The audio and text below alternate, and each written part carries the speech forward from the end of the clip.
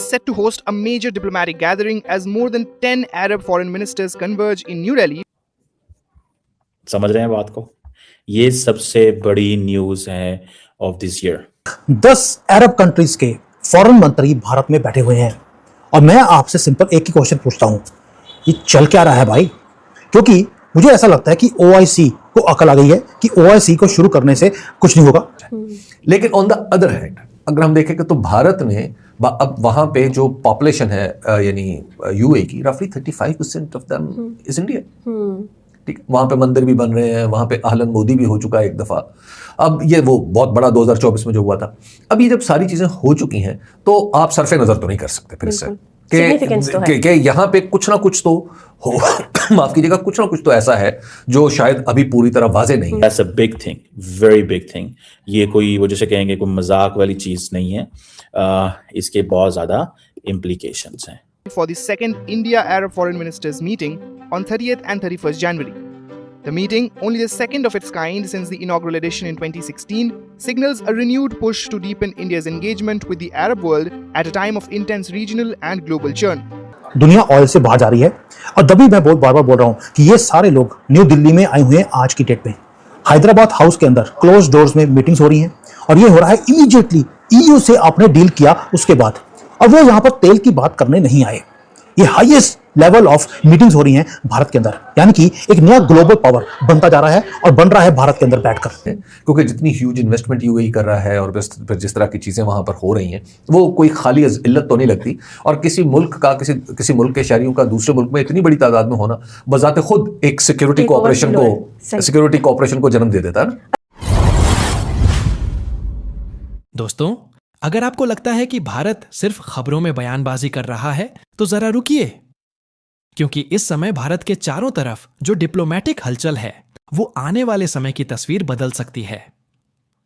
एक साथ कई अरब देशों के विदेश मंत्रियों का भारत आना कोई सामान्य मीटिंग नहीं होती। ये संकेत है कि बड़े फैसले पर्दे के पीछे लिखे जा चुके हैं और सही वक्त का इंतजार हो रहा है। ऊर्जा, व्यापार, निवेश और सुरक्षा, चारों मोर्चों पर कुछ ऐसा पक रहा है जो भारत की ग्लोबल पोजीशनिंग को नई ऊंचाई पर ले जा सकता है। असली कहानी अभी शुरू होती है। जब 10 अरब फॉरेन मंत्री हमारे देश में आए, ये अर्थक्वेक आ रहा है पूरे दुनिया में, और वॉशिंगटन और चाइना दोनों बात कर रहे हैं। अगेन ये न्यूज मुझे चाइना में बैठकर पता लगी है, चाइनीज मीडिया इसको कवर कर रहा है। पेट में 10 लग रहे हैं इनको। क्यों? क्योंकि something massive is happening in India. अब फॉरेन मंत्री जो है ये लोग कौन है? ये यहाँ पर तेल के बारे में बात नहीं, यहाँ पर आर्टिफिशियल इंटेलिजेंस, डिजिटल जो एम्बेसीज हैं उनकी बात चल रही है। अपने फ्यूचर को हमारे साथ अलाइन करने की बातें यहाँ पर हो रही हैं। 10 फॉरेन मंत्री हैं और उनके बीच में सेंटर में एक ही आदमी बैठा है, उसका नाम है डॉक्टर एस जयशंकर। नाम तो सुना होगा आपने। अब कैमराज वहां पे फ्लैश कर रहे हैं और रियल टॉक्स जो हैं वो क्लोज डोर्स के बीच में हो रही हैं। अब मुझे जो पता लगा है वो ये है कि अरब वर्ल्ड वो शिफ्ट कर रहा है अवे फ्रॉम ट्रेडिशनल एलाइज जो था अमेरिका, एंड दूसरा दे कैन सी कि दुनिया डॉलर से बाहर निकलती जा रही है। और आपने क्या किया? आपने सबसे पहले डी डॉलराइजेशन का काम शुरू कर दिया, यूरो में काम करेंगे और इंडियन रुपये में काम करेंगे। दूसरा, जो अरब वर्ल्ड है इन्होंने अपने आप को डॉलर के साथ बना के रखा हुआ था, अब ये उससे बाहर निकलना चाहते हैं। They can see the writing on the wall. इसलिए डॉलर भी ऑलरेडी नीचे ताश के पत्तों की तरह गिरना शुरू हो गया। अब ये हाई स्टेक प्ले है जो 21वीं सेंचुरी में, 21st सेंचुरी में हम देख रहे हैं। आज मैं थोड़ा सा आपको पूरा डीकंस्ट्रक्ट करूंगा कि मीटिंग के अंदर क्या हो रहा है and why it is sending ripples in China and in Washington. अब जल्दी शुरू करते हैं, थोड़े से डॉट्स को जोड़ेंगे और थोड़े फैक्ट्स को स्ट्रेट करते हैं। ये कोई फेक न्यूज नहीं दोस्तों, हमारे इंडियन मीडिया ने कवर नहीं किया इसको। ये सेकंड इंडिया अरब फॉरेन मंत्रियों की मीटिंग है। लास्ट टाइम ये हुई थी 2016 में। 9 साल के बाद दोबारा से ये मीटिंग हो रही है। और कंफर्म्ड अटेंडीज कौन है जो मैंने कल देखा, उसमें Egypt, Qatar, UAE, Oman, Bahrain, Sudan, Palestine भी आया हुआ है और इसके अंदर सोमालिया है और लीबिया भी है। इनके तो फॉरेन मंत्री आए हुए हैं। सऊदी अरेबिया का वाइस जो फॉरेन मंत्री है वो यहां बैठा है। इवन जो अरब लीग का जो सेक्रेटरी जनरल है वो भी इस कमरे में बैठा हुआ है। ये सिर्फ कोई मीटिंग नहीं है, ये डिप्लोमेटिक पावर हाउस है। 45 करोड़ लोगों को वो रिप्रेजेंट करते हैं और हम करते हैं 1.4 बिलियन लोगों को। दोनों को कंबाइन कर दीजिए, 1.9 बिलियन लोग हो गए।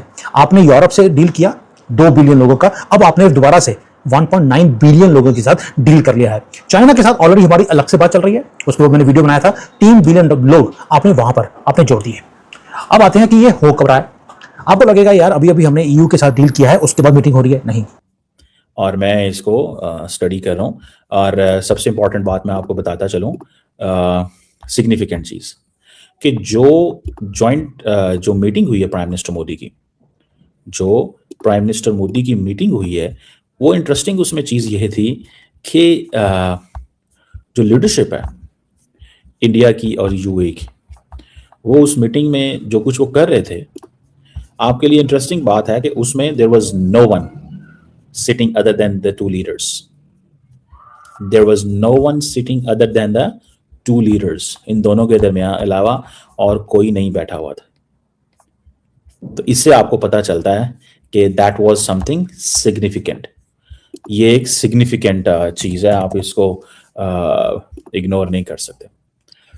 अदर देन दैट, इसमें बातें तो हम बहुत जारी कर सकते हैं। आपको पता है थोड़ा अर्सा पहले पाकिस्तान और सऊदी अरब ने डिफेंस एग्रीमेंट किया था।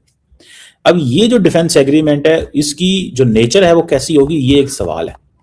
क्योंकि पाकिस्तान और सऊदी अरब ने तो ये कहा था कि an attack on one is an attack on the other, an attack on one is the attack on other.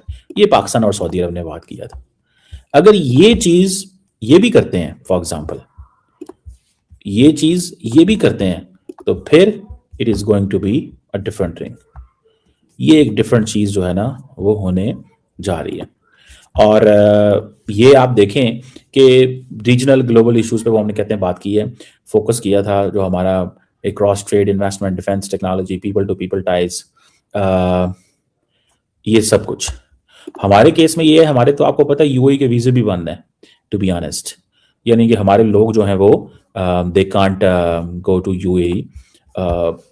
अगर आप 50+ हैं and you are with the family, तो you can go, otherwise this is not possible. ये आपके लिए मुमकिन नहीं है। that is significant चीज है, मैं इसको बहुत significant समझता हूँ।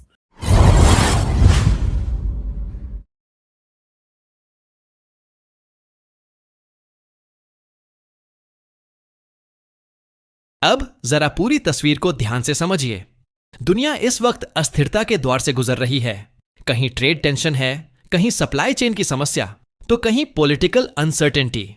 ऐसे माहौल में देश ऐसे पार्टनर्स ढूंढते हैं जो भरोसेमंद हों, लॉन्ग टर्म सोच रखते हों और जिनकी इकोनॉमी स्टेबल हो। भारत आज उसी भूमिका में उभरकर सामने आया है। अरब देशों के लिए भारत सिर्फ एक मार्केट नहीं रहा, बल्कि एक स्ट्रेटेजिक पार्टनर बन चुका है, जहां एनर्जी सिक्योरिटी से लेकर टेक्नोलॉजी, इंफ्रास्ट्रक्चर, डिफेंस कोऑपरेशन और इन्वेस्टमेंट अपॉर्चुनिटीज तक सब कुछ मौजूद है। एक साथ कई अरब देशों का भारत के साथ बातचीत करना इस बात का संकेत है कि फैसले अब अलग अलग नहीं, कलेक्टिव विजन के साथ लिए जा रहे हैं। भारत की पॉलिसी अब रिएक्टिव नहीं रही, बल्कि प्रोएक्टिव हो चुकी है, जहां वो सिर्फ डील साइन नहीं करता, बल्कि इकोसिस्टम बिल्ड करता है। यही वजह है कि ग्लोबल इन्वेस्टर्स और गवर्नमेंट्स भारत को एक ऑल्टरनेटिव ग्रोथ इंजन के तौर पर देख रहे हैं। यह बदलाव रातों रात नहीं हुआ, बल्कि कंसिस्टेंट डिप्लोमेसी, इकोनॉमिक रिफॉर्म्स और जियोपॉलिटिकल बैलेंस का नतीजा है। आने वाले समय में इसका असर जॉब्स, एक्सपोर्ट्स, इंफ्रास्ट्रक्चर और इंटरनेशनल इन्फ्लुएंस पर साफ दिखाई देगा। इसलिए यह सिर्फ एक मीटिंग या खबर नहीं है, यह उस दौर की शुरुआत है जहां भारत डिसीजन मेकर की